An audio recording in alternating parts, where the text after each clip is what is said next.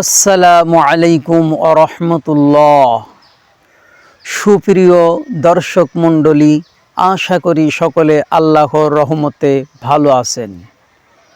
আজ আলোচনা করব, যখন আপনি কোথাও সফরে বের হবেন তখন যদি আল্লাহ পাকের এই নামটি অধিক পরিমাণে পড়তে থাকেন তাহলে ইনশাআল্লাহ সকল প্রকারের দুর্ঘটনা, বিপদ আপদ, বালা মুসিবত থেকে হিফাজতে থাকবেন এবং নিরাপদে আপনি আপনার ঠিকানায় পৌঁছে যাবেন।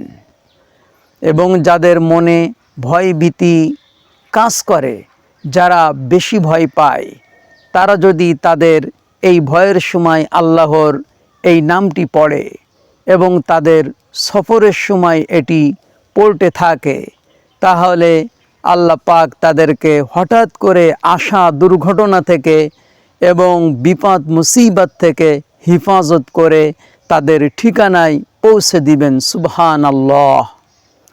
এবং যদি কেউ সাগরে অথবা নদীতে ঝড় তুফানের কবলে পড়ে যায়, তখন যদি আল্লাহ পাকের এই নামটি পড়া শুরু করে দেয়, তাহলে ইনশাআল্লাহ আল্লাহ তাআলা তাকে হিফাজত করবেন।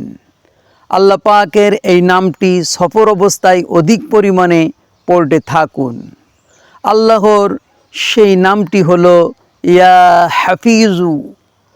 আবার বলছি, ইয়া হাফিজু, ইয়া হাফিজু। অর্থ হলো হে হিফাজতকারী, সংরক্ষণকারী। অধিক পরিমাণে গণনা ছাড়াই বেহিসাব আপনি পড়তে থাকবেন।